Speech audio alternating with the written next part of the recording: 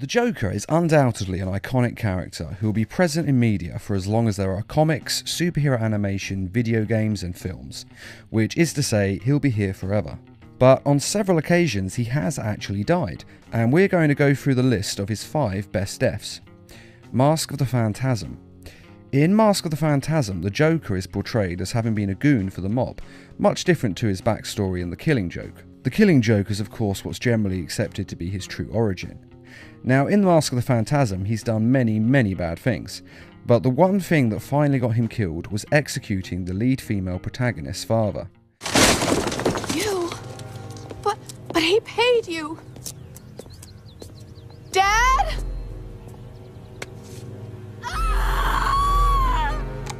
After this happened, she hunted down all the members of the mob who were responsible for killing her father. That includes him and all the ones who gave the hit in the first place. The Joker was actually the last one she attacked, and he was prepared for her.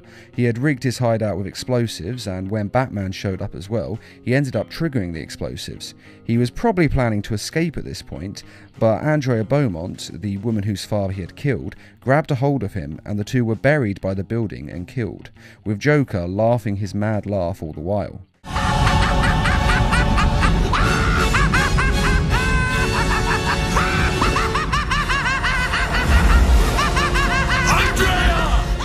And little did he know that he was actually robbing Batman of one of his greatest loves as well. Injustice. The Joker's death in Injustice is great for one reason. It's not Batman who finally snaps and kills him. For years, fans have been saying that Batman should kill the Joker, because he always escapes from wherever he is incarcerated, no matter what. Even in the Lego Batman, he was able to escape from the Phantom Zone and come back stronger than ever. And when he does come back, he kills more people and ruins more lives. And with each escape and stunt he has done, these stunts become larger and larger in this ever-building escalade of danger and damage that he has to create. But Batman has always refused to give in and break his moral code. No matter what the Joker does to him, he would never kill him. But when Joker sets off a nuke in Metropolis, killing 5 million people, which is undoubtedly the worst thing the Joker has ever done, Batman has control, though admittedly it is measured. The nuke. Where'd you get it? What? You want one? Copy that. But it's Superman who can't handle it. Everyone thinks Batman is the Dark One who interrogates in torturous ways. Please, God, stop! I'll tell you, just stop! Remember something else? And is the one who's most likely to snap, as Superman is the Boy Scout goody two-shoes. But in this we see that Batman is actually the more morally correct of the two, as he's been able to resist giving in killing the Joker for years. But if I do that, if I allow myself to go down into that place, I'll never come back. But Superman cannot deal with someone as insane and evil as the Joker, and kills him in an instant. Now run along, so I can break out of here.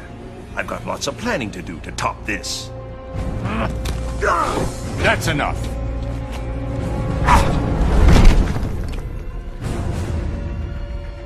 I know it's soon, but think you'll ever love again? Maybe you won't kill your next family.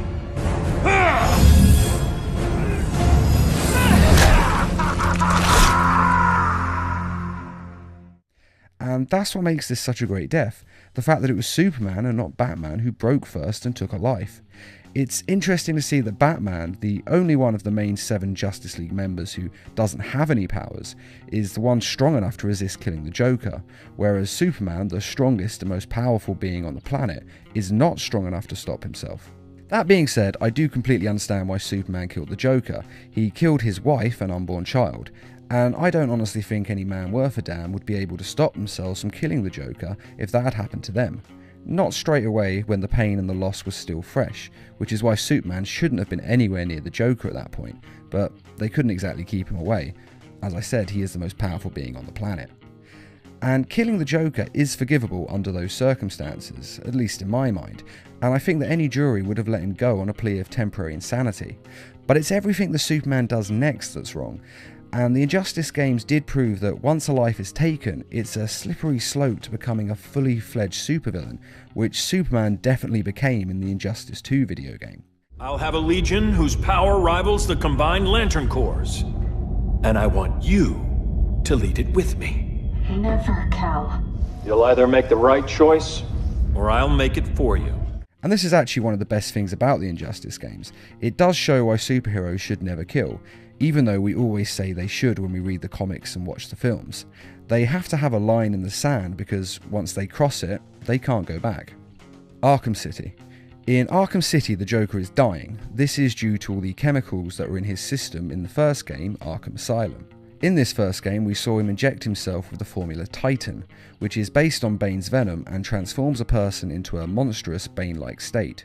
Showtime, Batman! Let's give the room something to talk about!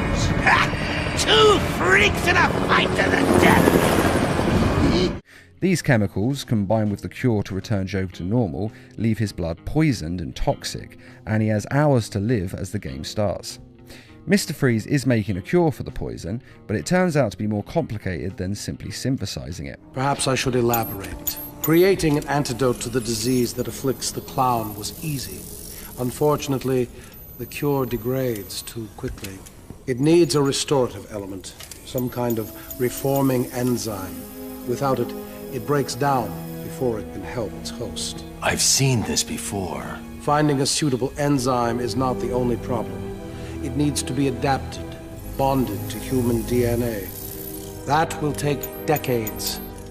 Because of this, the Joker needs Batman to get him the cure, so he injects Batman with the same poison. Batman is fine with this, as he'd rather die than save him, but Joker has a backup plan. Oh, didn't I say? I've spent weeks shipping samples of my blood to emergency rooms all over the city. So Batman has to get the cure by getting Ra's al Ghul's blood and using it to synthesize the cure. Being Batman, he of course does this, but it's not that simple once the cure's synthesized. The formula is complete. The bonding process appears to have been successful. How are you feeling? You look unwell. Give it to me. I'm afraid I cannot do that, Batman. You have given me your last order.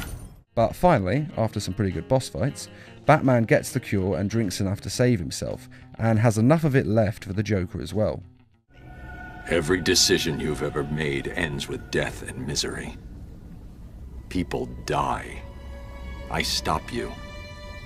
You'll just break out and do it again. Think of it as a running gag. No!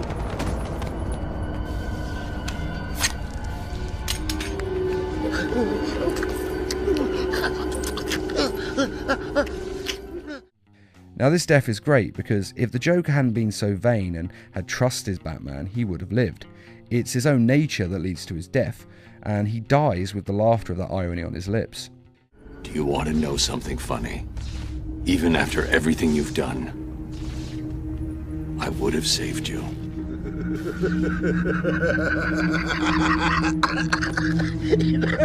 That actually is pretty funny.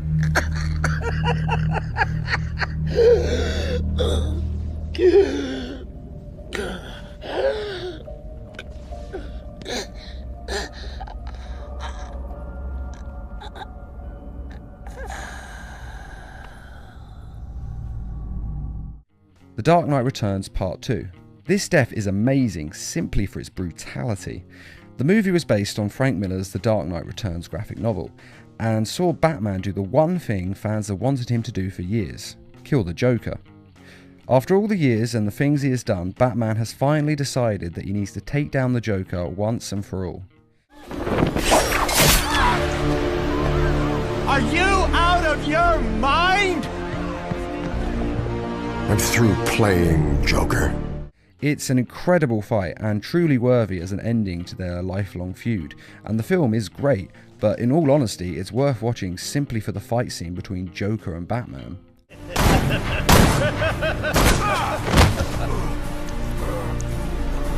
Oh, that's bad. You should get that looked at when you have a chance. After a violent and bloody confrontation through a theme park, the two end up in the Tunnel of Love, which is actually rather a fitting setting for the two since they have a deeper connection with one another than some lovers do. The Joker is badly injured in the fight and his neck is badly damaged, and he knows that he is lost, but he decides that he has to have the final joke. And rather than let Batman finish it, the Joker breaks his own neck, killing himself and causing the world to believe that Batman was the one who killed him. Which then leads to the famous fight between Superman and Batman. This is just an incredible death. The final fight between the two is something you would think could never live up to our fanboy expectations, but it actually does come pretty close. It's finally here, isn't it? The moment we both dreamed about. In great part because of this ending. It shows how the Joker has no regard for human life, not even his own, and that he's prepared to go to any lengths to win in this feud between him and Batman, not even allowing Batman to have the finishing blow. Plus, that net breaking is just brutal. It's the sound they use with it, and you can actually feel it snap, and it hurts. See you in hell.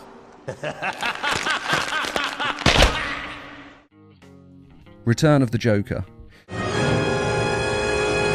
Hello, Gotham. Joker's back in town. Return of the Joker was the first true death of the Joker that I ever saw, and I will never forget watching it for the first time. The Joker has kidnapped Tim Drake in an attempt to torture and brainwash him into thinking he is his son, and it works. Say hello, JJ. The Joker invites Batman over to show him what he has done and boast about his destruction of Tim Drake and the birth of Joker Jr., and how he has basically taken yet another Robin from Batman. But as with all things, the Joker takes it too far.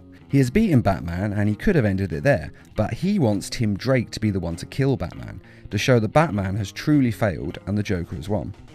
But in an incredibly emotional scene, Tim Drake is able to clear his mind enough through the torture and the chemicals that Joker has injected into him, and instead of killing Batman, he kills the Joker. That's not funny. That's not...